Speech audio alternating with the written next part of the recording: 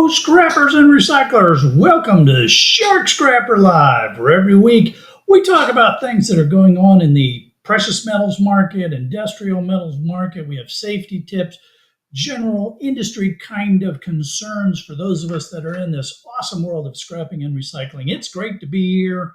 We've got a lot of fun things to talk about today. I'm really looking forward to having a great chat with everybody this week. Now, let's do this first. All right, so we've got David Fillet in the house. Scrapping Irish is here. David, you were first. Congratulations, man. You were first up. E-Waste Mike is in the house.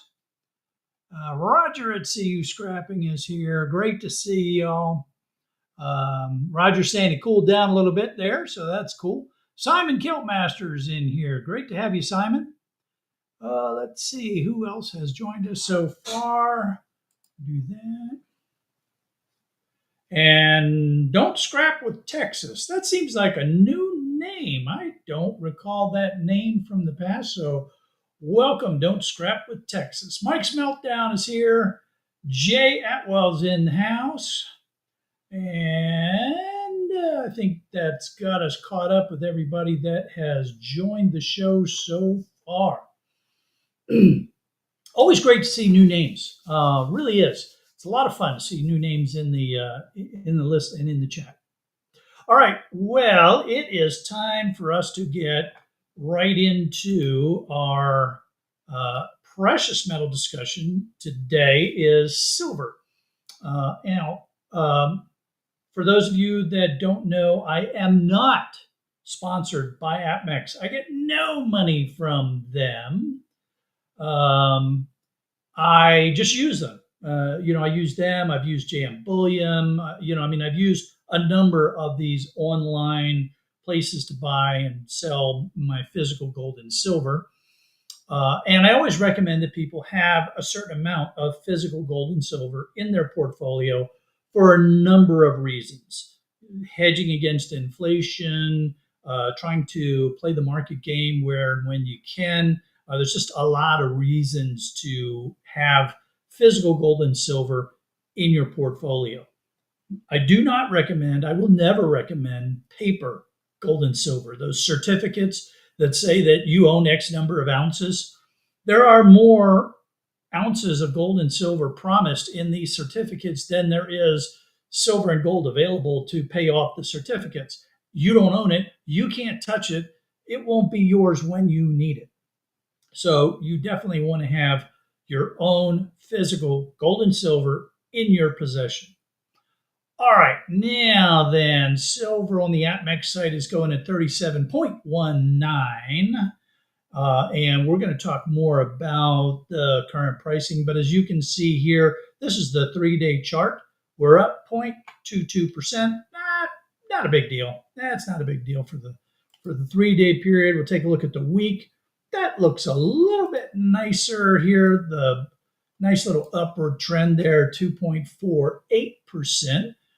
We love seeing that happen for the month. Oops, wrong button. For the month, well, the month smooths out a lot of the noise inside, but still we generate these, ups and downs and ups and downs. And overall for the month, we're up around 2.5%. If we take a look at the quarter, so here's the 3-month window, we're up 9.77%. Of course, we had this dip here in early April, and then we've been climbing back up ever since. We're going to talk about why we're seeing this climb out. It's a similar discussion that we've had pretty much every week that we've been talking. All right, well, we're going to look at the year. So we're going back 365 days. You can see we've got a bit of churn going on here, but, generally speaking, within this churn, there are some major trends that we see play out. And these are trends that are reacting to major market influences. Now, when you look back in here in the April timeframe, this is when the new administration announced the big tariff stuff, and so there's kind of a shock to the market, and then as investors digest this and they start getting into hedging against what the turmoil could be, we see the prices of silver, and we saw the same thing with gold going up. So that's to be expected. Let's get over here to trading economics. This gives us a little more to look at over in trading economics. We're going to quickly hit the candlesticks. We're going to zoom in here. And we've talked about this many times, but April 2nd, so we got the second going into the third. Silver's dropping off after the big tariff announcements. But then as the churn starts to take place with the on again, off again, this might happen, that might happen, we see silver coming back up, slowly climbing to where we're at right now. So here's our year. Let's see, according to the very smart folks at Trading Economics, and I should point out that I'm also not sponsored by Trading Economics. In fact, I pay a small subscription fee to be able to access all of the tools that they make available. So there's no relationship between me and them other than I give them a little bit of money so I can get a lot more information that I can use to help share with all of you. So silver prices held firm above 36.80, approaching 13-year highs as global tensions rose demand for safe haven assets. That's the recurring theme here, right? The economic turmoil of the Trump administration is causing investors to go into safe havens. That's why we're seeing gold and silver continue to go up. This happens whenever there's any kind of economic turmoil. Gold and silver go up. That's what happens. So adding to the anxiety, they talk a little bit about the recent budget bill here and the fact that could add $3 trillion to the U.S. debt. But on the good side, it was capped a little bit by stronger than expected U.S. job reports. Even that, you got to be a little bit careful there because those job reports being statistically based analysis, it's really easy to get numbers that don't tell the whole story. One of the benefits and drawbacks of having an MBA is I look at a lot of these things with a very jaundiced eye, and I always question what's going on behind the scenes and behind the numbers. And sometimes it's easy to figure out what's going on behind the numbers, and sometimes it's a little more confusing. But hey, for us scrappers and recyclers, this is cool, right? We're seeing silver prices going up, and that's what we want. We want the silver prices to go up. It's one of those terrible things about our life is that we're doing good when things aren't doing so good in the world.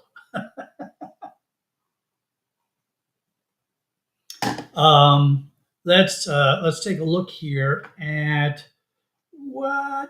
Let's see. So they were saying that this was a 13-year high. So let's go out here to the 25-year period. Oops, wrong button, silly. There we go. Let's go out here to 25 years, and we're here, and we can see that that this high was back in here somewhere. Now remember, when we look at these longer time frames, the charts smooth out a lot of the spikes that will have occurred inside of these periods. So for instance, right now, if we were to bring up the candlesticks like this, well, each one of these candlesticks represents a month of trading, right? So you gotta be careful with how you're interpreting these.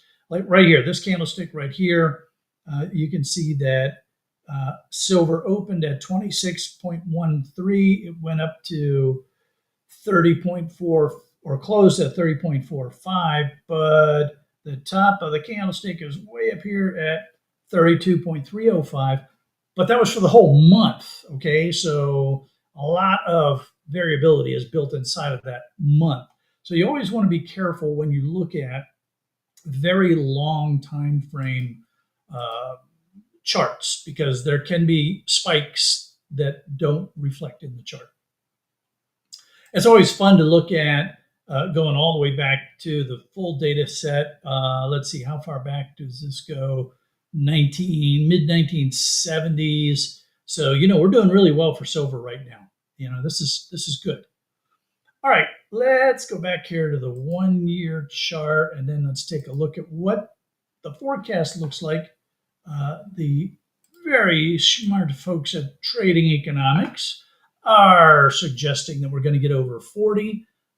So they're saying that the share price is over 3.55%. It's up 18.31% compared to the same time last year. And according to the contract for differences that tracks the benchmark for this commodity, silver is expected to trade above 37.79 by the end of this quarter. And according to their models and their analyst expectations, it could trade over $40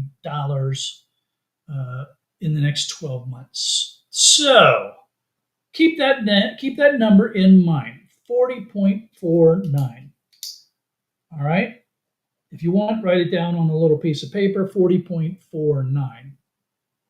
So sometime in the next 12 months, 40.49. Now, let's go back here to AppMax. And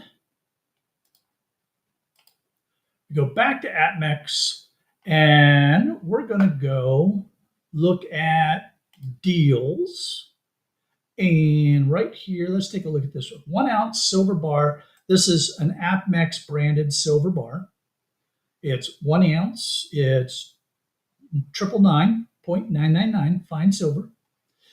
And when you look over here, you can see that if you only buy between 1 and 19 of these bars, you can pay anywhere from 40.18 to 41.85, depending upon how you decide to pay. So I would usually pay with a check or a wire when I would buy them. And so you're looking at 40.18. So what that means is that the premium on these sales, on these deals, even after you pay the premium, you still have the potential to make money in the year ahead. Won't be much. It's going to be really tight unless you can afford to buy some larger quantities, in which case you're well below that $40.49. All right, now remember, this is for a rather generic branded, it's not one of the main mints. AppMax would still be recognized. And the beauty of this is you would still be able to sell it back to AppMax at some point in the future to get your return back from that. If you were looking at other silver that's out there, let's look at, Perth Mint. And let's look at a kookaburra. People love the kookaburras. There's a 2 ounce kookaburra for 134. There you're paying for the artwork, and here's a 2025 1 ounce silver kookaburra for 42.18. So you can see that the premium is quite a bit higher than just a generic bar, because you're buying the brand of the Perth Mint, you're buying the artwork, and you're hoping that you'll recover that premium when you sell. It's also very important that you pay attention that they say as low as 42.18, but you got to buy 300 plus kookaburras to get that price. All right, so if you only buy one, it's going to cost you 43.18. So you definitely want to pay attention to the price for the quantity that you're buying. Now, some people just love the beauty of these unique coins. They're not unique because they make a lot of them, but the artwork of the coins, the kookaburras, the um, Britannias. People like that artwork of the coin from the various mints. And the perception is that if it's a recognized national mint, then you have a much better chance of getting your premium back when it's time to sell. I like to have a couple of those, some of those, but my main silver was in pretty generic kind of silver bars and rounds. You know what? I want to look real quick here. I want to see what the sharks are running for because I had purchased a few of these when they were going strong, when they were first coming out. I need to look and see the hammerheads, the great white, the tiger. These are half-ounce coins. Don't get confused, half-ounce coins at $28.59. Yeah, I need to look and see what I paid for them. It's always fun to look and see. They're just really beautiful artwork, and of course the shark scrapper had to have some silver sharks. I mean, come on, what would you expect? All right, well, let's get out of this. Let's get back over to this chart here, and let's talk at the comments that have come in from you. What are you all saying about silver? Let's see. I'm going to dive into these comments here. I'm getting past everybody saying hello and looking to see if there's any. Don't Scrap with Texas says he shows up every now and then. So great to have you here. Anytime you get here, man, we love it. Let's see, who else? Jay Atwell joined us while I was talking about silver. Jay, welcome. Oh, let's see. John Wright is here. Great to have you here, John. 6th Street Garage is in the house. Sounds like that ought to be a band. 6th Street Garage. Shouldn't that be like a band of some, a grunge band or something like that? Let's see. Elon might also go into scrapping now. Nice move. Yeah. JD's Recycling is in the house. Welcome, JD. Great to have you here.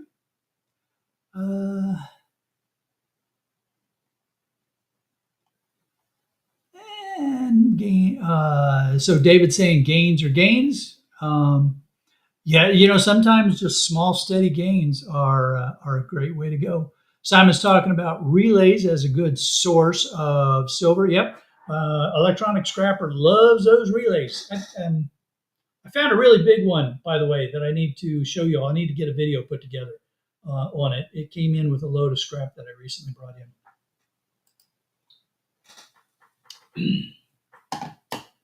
And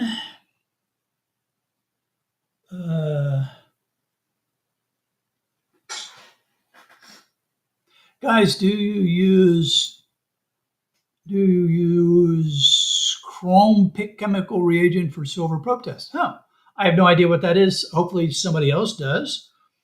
And Scrapping Irish dropped a little coin on me. Why, thank you, sir. That's very nice of you. Not at all necessary, but I greatly appreciate it.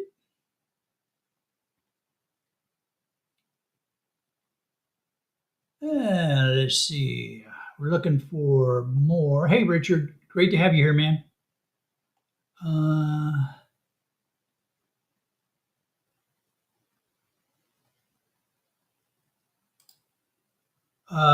Simon's saying stick to spot price. Premium in coins is for buyer. You usually won't have higher than spot, if not a historical one. This is very true. When you sell, sometimes you'll be lucky if you even get spot, because the buyer, they're going to be playing the game in the other direction. So yeah, you really need to be careful and pay attention to that, because when you buy a coin, you're going to pay the premium over the spot.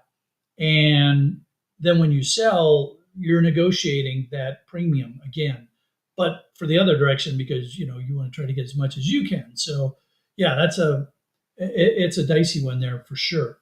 And of course, If you are buying and selling through your local coin dealer or pawnbroker, then you have a whole nother kind of negotiating game that's going on. And those are good places to buy and sell your silver. But what I recommend you do is develop that relationship over time. Um, Buy from one or two dealers in your area, develop a level of trust and relationship with them so that when it's time for you to sell your material, they already know who you are. They know that you've been buying a bunch of stuff from them. They know what they've sold you, so they'll feel comfortable buying it back from you. You just walk in off the street cold to a coin dealer or a pawn shop and plunk down a sleeve of coins and say, here's, what do you give me? You're not going to have much of a good negotiating space there. Jay Wilson, welcome. Great to have you here.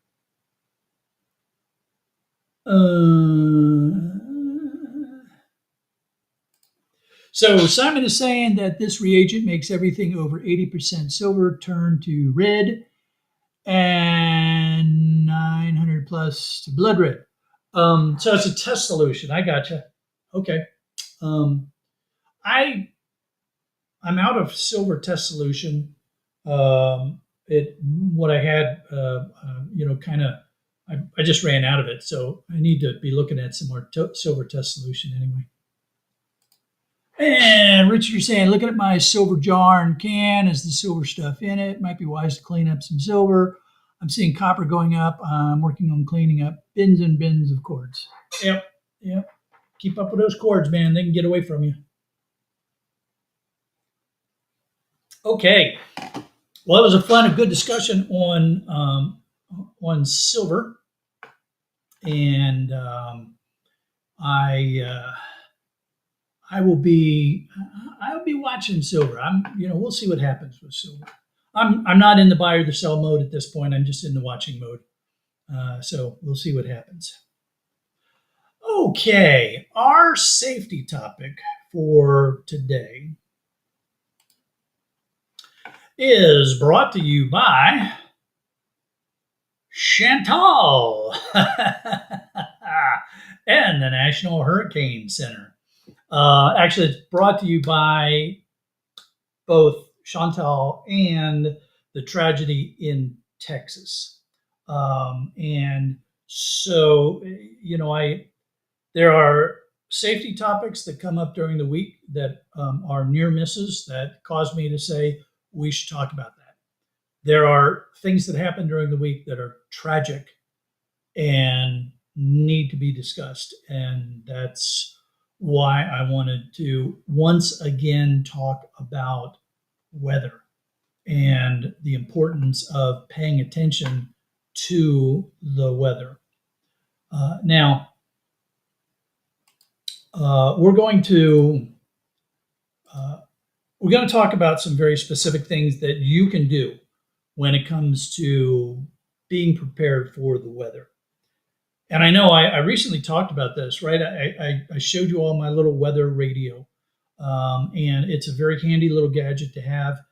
You can get them from a lot of places, Amazon, the Red Cross, Ryan Hall from the channel Ryan Hall, y'all. There's a lot of places where you can get these weather radios. You want to make sure that they have, well, here. So the one that I have right here, I can plug it in with a USB port to charge it. I can plug it into a socket to charge it. It has a hand crank here that I can use to crank it up if the battery is low and I've got no place to charge it. It has a solar cell on top that I can charge it with. It will automatically tune. It's got a button select for the National Weather Service channel.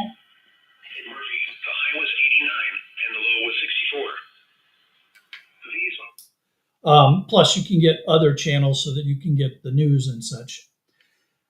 It is a very handy little thing. This one also has a light on it, so you can use it as a flashlight if you need to. Definitely recommend that you have something like this available for when things go bad. But more importantly, in the discussion that I want to have is paying attention to the weather forecast ahead of time. Um, as I watched the news coverage of the tragedy that unfolded in Texas, and for those of you that didn't see the story, they had major flooding down in Texas. A lot of people have died as a result of it. The numbers keep changing. I saw something that was in the 60, 68 range, something like that, because there's still a lot of people that are unaccounted for. There was a whole school or summer camp that they had to evacuate, and there were 20 some odd young girls that were still unaccounted for. And you know, it's tough. It's tragic. People need to pay attention. Decision makers need to pay attention to these things. There are plenty of tools available here in the United States to do this. You've got the National Weather Service, and we'll bring up this. So in the United States, you can go to the National Weather Service website. You've got a lot of things right from the very front of the page. You're going to see the entire warning and watch and warnings that are out across the United States. And then if you recognize that it's somewhere in your area, you know, like I'm over in North Carolina now, I can click over here and it'll bring me to that area and it'll tell me what's going on. So we've got a tornado warning here. We've got flash flood warnings here. The dark green is flood watch. But here's what happens. And it's notorious when it comes to, oops, let's do this. I keep on forgetting sometimes that the screen didn't follow. We're at the National Weather Service site here. I've clicked into North Carolina, and we've got, this is the tornado here, tornado warning. Here's flash flood watch. Here's flood watch. And the frustrating thing for me, for I'm sure a lot of people, is really the flood warnings and the flood watches. When people see a tornado watch or warning, they tend to pay attention to it more than the flood watches and warnings. And I don't know why, but it's just, there's a certain level of human nature that that just we it's like, oh, I don't have to worry about a flood. Unless you're right down inside of a river, and then you might say to yourself, "Oh yeah, I probably ought to worry about." But look, the water's not that bad right now. You know, people don't understand how quickly that little babbling brook can become a raging torrent. And by the time you figure out that it's become a raging torrent, it's usually too late. And so I wish there was a way to get more people to pay attention, especially to flood watches and warnings, because that's one of the ones that people just for some reason don't take them as seriously as they should. The other thing that you can do when you're on the National Weather Service site, this is the homepage here, besides just clicking on the area of your concern, you can go right up here and you can type in the zip code for your location. And then it'll bring you right into your zip code and give you your forecast for your zip code. You know, that's another way that you can use this tool. And then, of course, there's all kinds of links on this site to get more and more information. Now, the concern, of course, here in the United States is that with the doggy cuts to staffing and equipment and recent announcements of cutting funding for some of the satellites that were being used, there's concerns that our forecasts aren't going to be as accurate as they have been, or that the warnings won't get out as much as they should. I don't know how that's going to play out. I really don't. I know a lot of people from the National Weather Service. Being a Navy meteorologist and oceanographer, I worked closely with NOAA and the National Weather Service. Greatest respect for these people. I know that they're hardworking, dedicated people, and they're going to do the best they can with whatever tools they have available to protect life and property and the business case of the United States. So you definitely want to check that out. Now, there's another tool that you can use that I recently found by watching a channel called Ryan Hall Y'all. Really good channel. I definitely recommend that you check him out. Especially if you live in the United States. It's called the tool is called WeatherWise, and WeatherWise actually works in other locations around the world, so it's not just the United States. What I like about WeatherWise, it's a free app. There are some paid enhancements that you can get if you're a meteorologist and you want to dig into, more of the nuts and bolts kind of stuff. But what's really cool about WeatherWise is you'll see the warnings that are out here.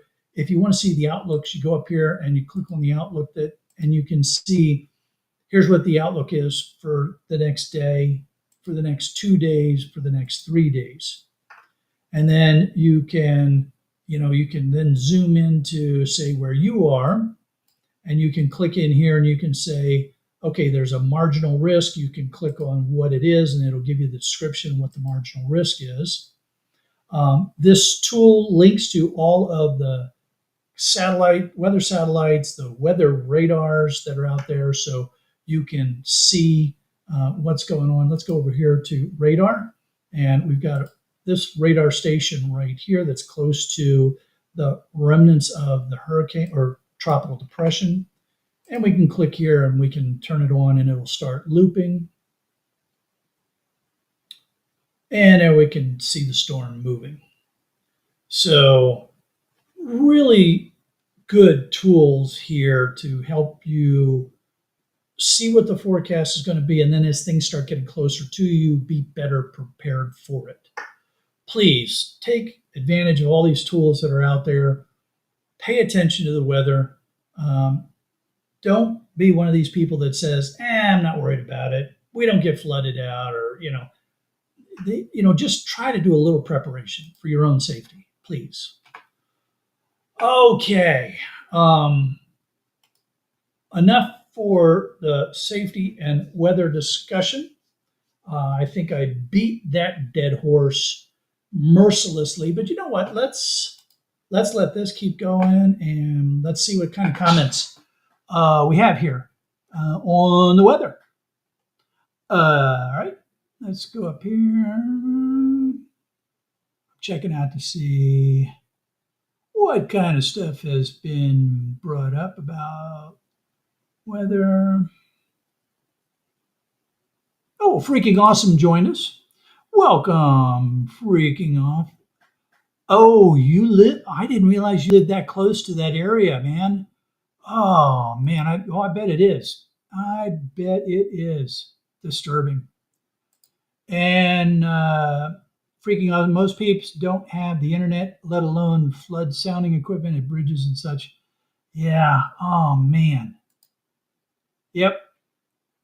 Yeah, that's a tough one, man. That's really good points. You've got, if you don't have good internet or internet at all, you may not get the warnings that you need to. That's why the radios can be so important. Okay, we didn't get a whole lot of discussion on the weather, and that's cool because I was being kind of preachy. I know.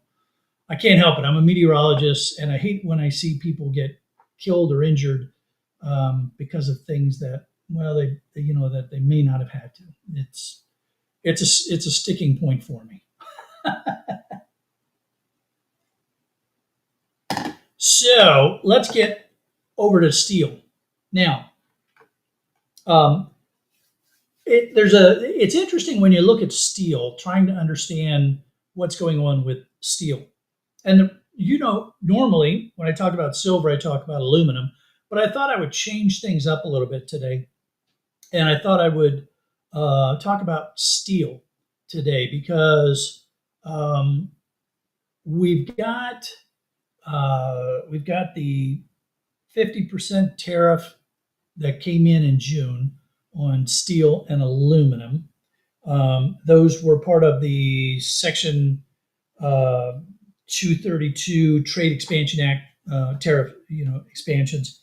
So it's 50% on steel, aluminum, with the exception of the United Kingdom, which is around 25%. And I was thinking, well, let's take a look and see what's going on with steel because those tariffs have been out there, and Steel is a big deal for us in the scrapping industry.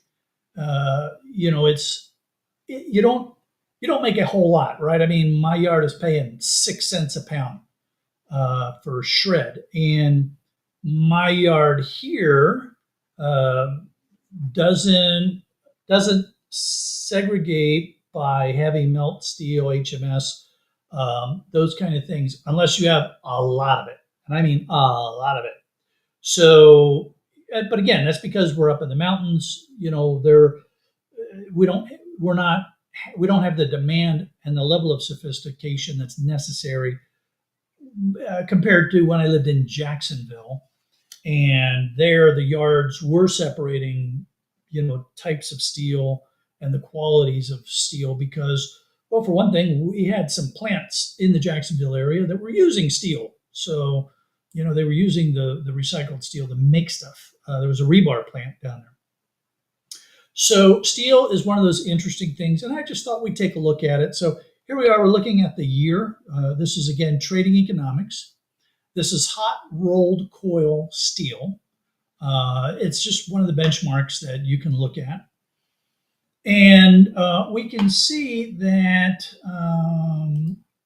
early in the year, steel was somewhat climbing, and then we really take a big climb here in March, and then we start trailing off again. I mean, we definitely have a lot of ups and downs going on here. And then, now we're in this weird,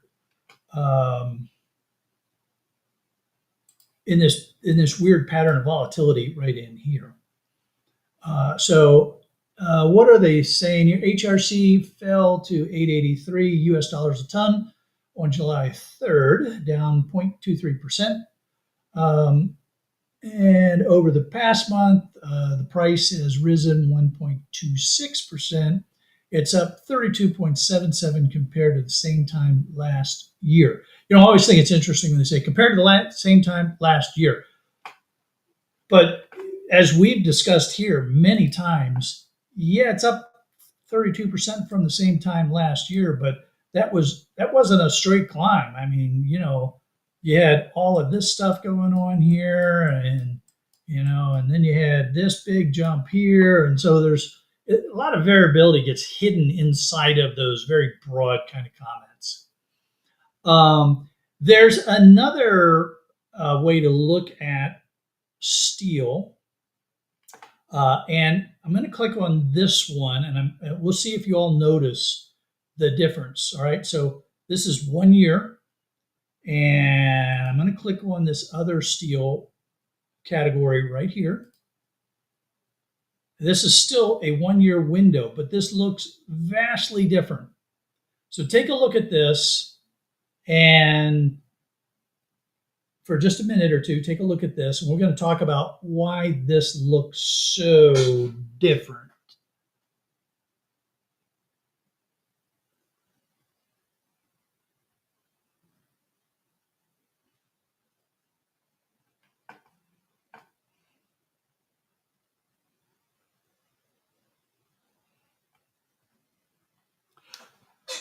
By now, I'm sure you figured out that this chart is tracking China.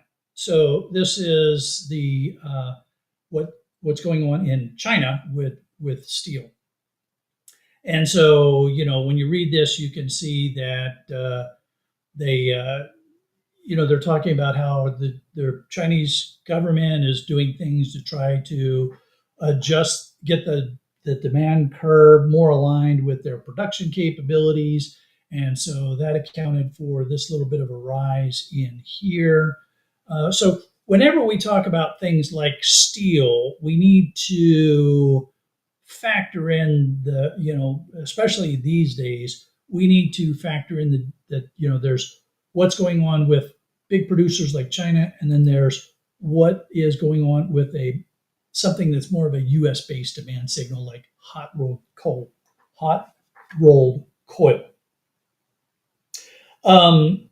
So I was digging around. I was trying to see if there have been any impacts that we've been able to see as a result of these tariffs being in place.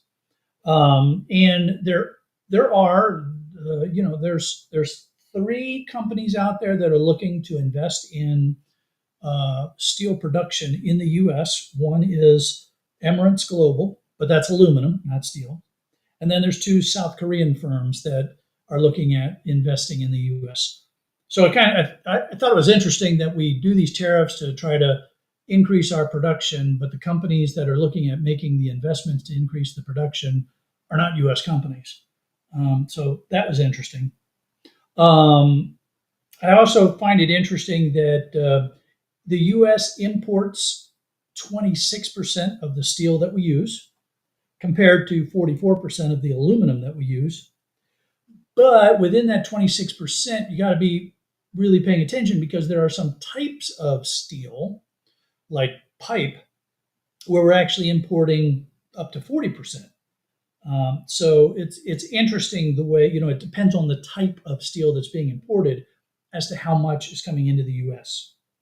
The other big discussion that is constantly rolling around in the news is that there's two sides to the steel story.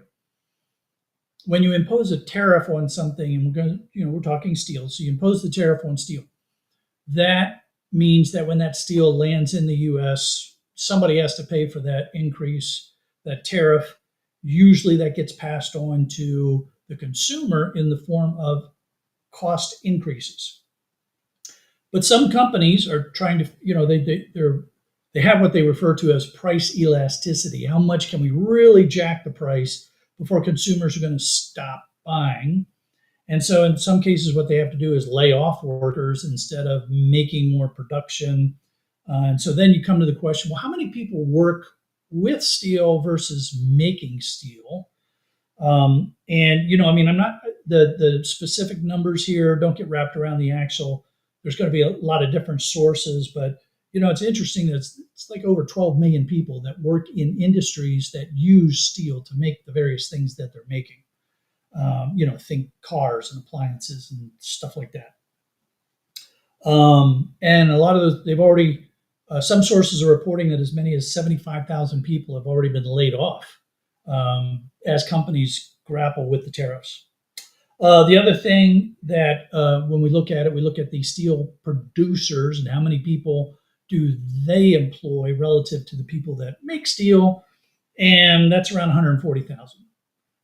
Depending upon what source you go to, these numbers are going to be different. So don't quote me on the specific numbers. I just thought that the ratios were very interesting, where we're measuring in tens of millions of people that make stuff with steel and aluminum versus the thousands, hundreds of thousands of people that produce the material. So this is going to take a while to play out. There's no easy answer right now. We don't know what the answers are going to be. And here in a few days, the 9th of July, the pause on the reciprocal tariffs expires. And so far, I haven't seen any news about what's going to happen. You would assume that if nothing happens, they're just going to immediately take, the reciprocal tariffs will go into effect. And that's going to jack up the tariffs on a lot of inbound material.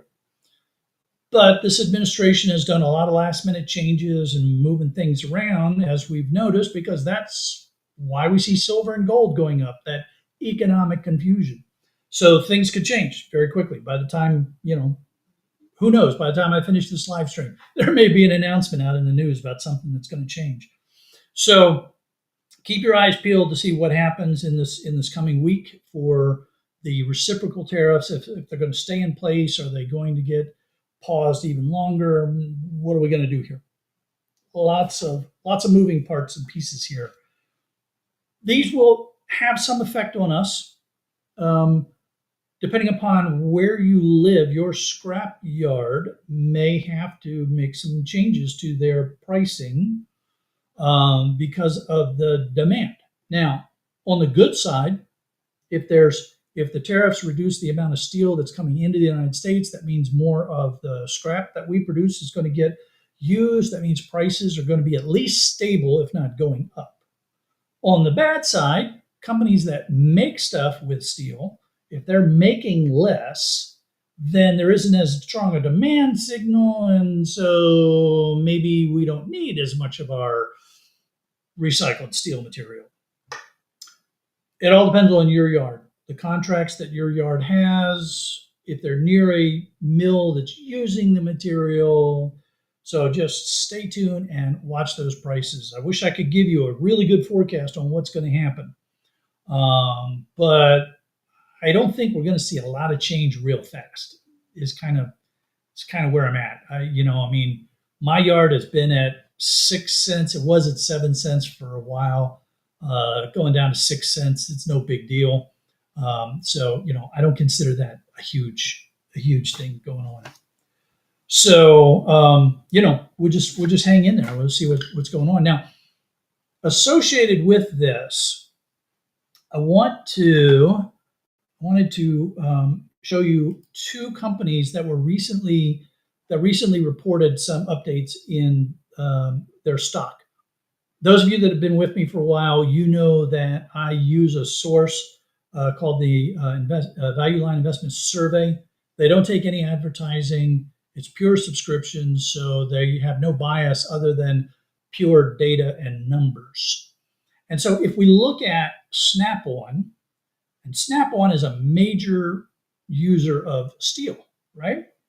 And you look at Snap-on, and you can see that they're qualified as an investment. If I wanted to, they would be on my list of companies to consider because they've had 17 years or more of increasing dividends per share. That's this thing right here. I call it a div zero because they've had no years where they went down or flat. They've always been up. So that's cool. That's what we like to see. But I'm not terribly excited about them because 2.9% for a yield is, especially when you figure that their share price is $308. That's really steep. So, but what I thought was interesting was in the discussion, they were talking about how one part of Snap-on was down 2.9% during the quarter, and their tool sales fell by 6.8%. That led to a drop in the stock price of 9%. But they're still keeping their dividend, which is okay. But the thing is that here's a company that is very heavy, uses a lot of steel, that sells to people that use a lot of tools, machinery and mechanics and folks that work on cars and trucks and things, and sales are down. So there's a little snippet of information. The other big player in this that I wanted to take a look at was Stanley Black & Decker. So they also, just recently updated some numbers here.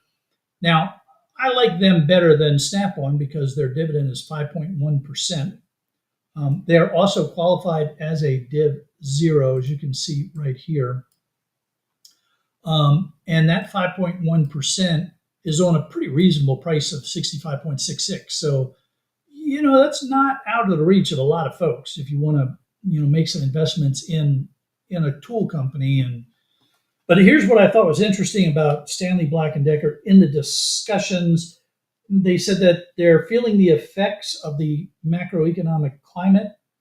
In response to Liberation Day, they had implemented a high single-digit price increase, and they're getting ready to roll out a second price hike sometime in September. So get your tools now, I guess, because the prices are going to go up.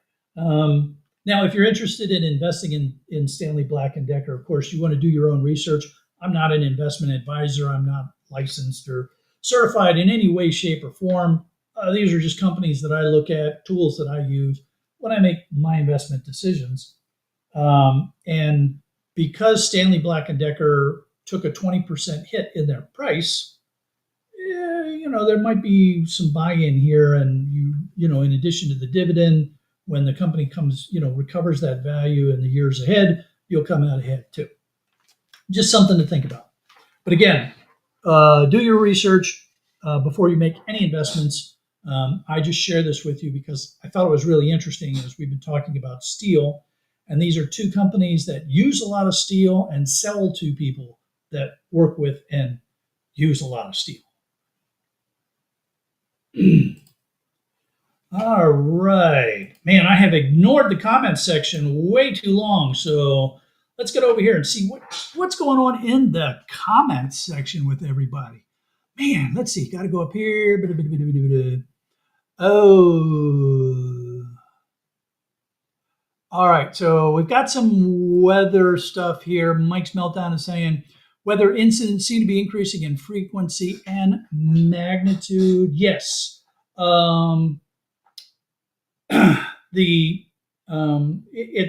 It doesn't take a whole lot of energy to create weather systems that are much more severe than what we have historically dealt with. And we've got warmer oceans that feed more storms and just create more difficult weather situations. So it's not going to get any better anytime soon. That's for sure.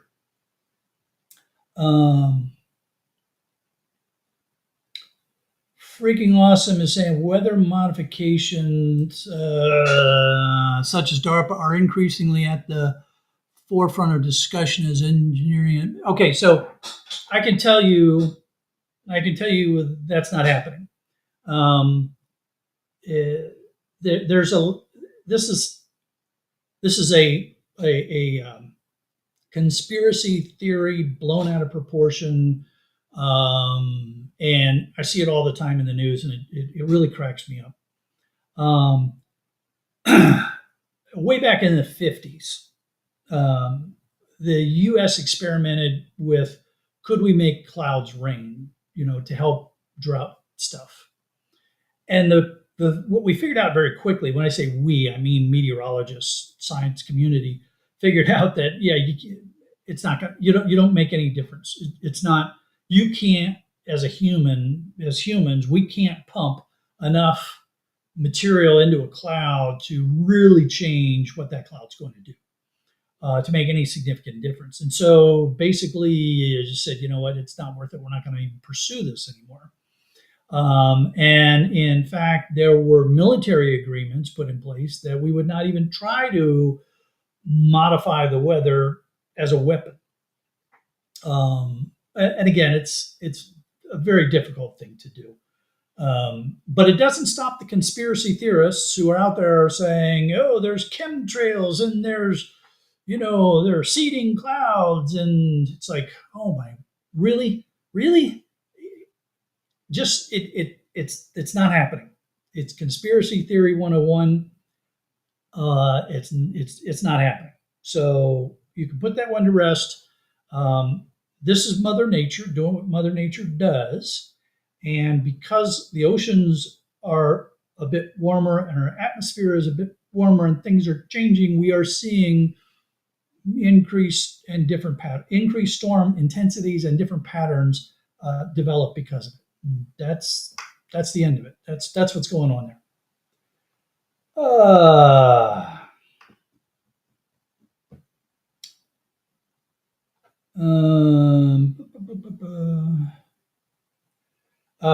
Richard's talking about how much the Chinese own, and what's going on with the steel mills and food processing. We have a lot of outside investors, companies that own a lot of the different industries that are in the U.S. and they're not American. So it's a frustrating thing sometimes, and that's why I thought it was interesting that the three companies that are thinking about investing in the U.S. because of the tariffs are not U.S. So Oh man. Yeah, Simon, this is very true. There's a lot of different prices for the different types of the scrap that you need to pay attention to. And it I need to find when I'm doing these discussions, I can't report on everything, so I try to find those that are, sort of characteristic of what to look for. Um,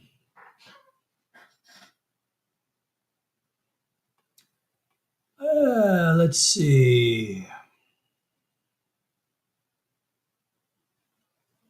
And Simon's talking about the different types of, here he's talking about iron ore, and then here he's talking about light iron. So yeah, there's definitely a lot of differences, and it's a really important discussion here in the U.S. because arc furnaces are designed to handle scrap, the scrap steel that we bring in. The old blast furnaces, you know, like U.S. Steel is famous for, their iron ore based steel. So it's a very different kind of process, a very different kind of way to handle things. And so you've got these differences in what can happen with the recycling material based on the type of furnace that's being used. Absolutely, absolutely, very good point, Simon.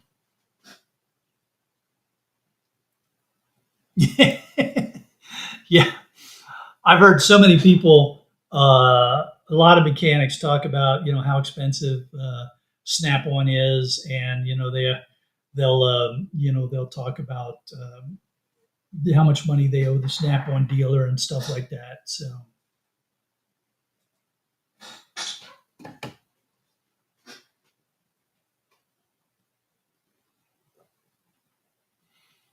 Eways Jill joined us. Eways Jill, welcome. Great to have you here. John Anderson joined us. That's correct, John. There are no Jewish space lasers.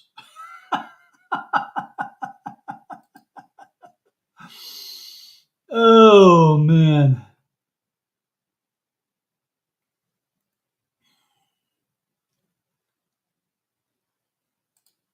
Yeah, that's what's really uh, terrible about a flood like that. When you get a lot of, we'll see what the statistics finally come out as. When you get the sudden flash flood like that, it not only do you have the water, but you've got the dirt and the debris that's rolling around in that, and it becomes more like almost a cement. And one of the things that we learned here in Western North Carolina with the landslides is that a lot of the landslide material was more like a liquid cement rolling down the side of the hill because of the way it picked up the water. So yeah, it can be really bad, and of course it means it's almost impossible to swim in it. And if you get caught up in it, your chances of survival are not good, not good by any stretch. Uh,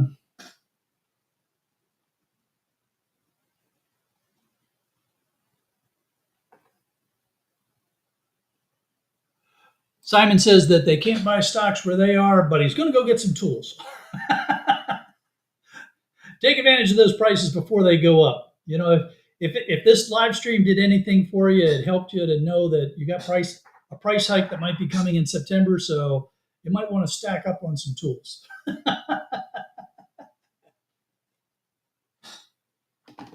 Oh man, I tell you, it was.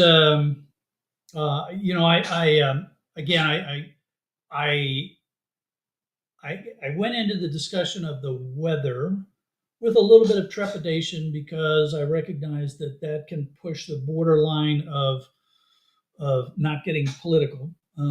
So I was trying to keep it just, here are the facts. You know, here are the facts of what's going on with the National Weather Service, with the equipment they use and such, and just in the staffing levels and things. Trust me when I tell you that the folks that are in the National Weather Service's offices, the ones that are out there, they're working as hard as they can to get accurate forecasts out to everybody. We, as the public, we need to take responsibility ourselves for paying attention to those forecasts and reacting accordingly. And when we make a mistake and we go have our picnic down by the river on a day when they're talking about flooding, we can't go around blaming other people because we decided to go do that. And we need to take responsibility for those decisions. We're human. We're going to make mistakes. We're not going to understand, but at least try. Before you do an outside event, check the weather. Before you go camping, check the weather. Okay? And it's really, really important. And at least try to think about it ahead of time so that you're a bit safer. Again, I would like to recommend that you all check out a channel called Ryan Hall, y'all. If I can, I will put a link for it in the playback of this video. So when this video gets put up on YouTube as a playback, I'll try to put a link down in there to Ryan Hall's channel. But failing that, go check out Ryan Hall, y'all. He does a great discussion of the weather here in the U.S. And then check out the WeatherWise app. You can get it on your phone. You can get it on your desktop. There's great information there. And that's also works for people in other parts of the world. It's not just a US-based tool. And I'd be really interested to see what my friends from around, especially Europe and such, what they say about the app and how well it works for them. Speaking of my friends from Europe, it is time for us to go across the pond to Ireland. So if you have autoplay enabled, you will be automatically redirected to Ireland when I end this stream.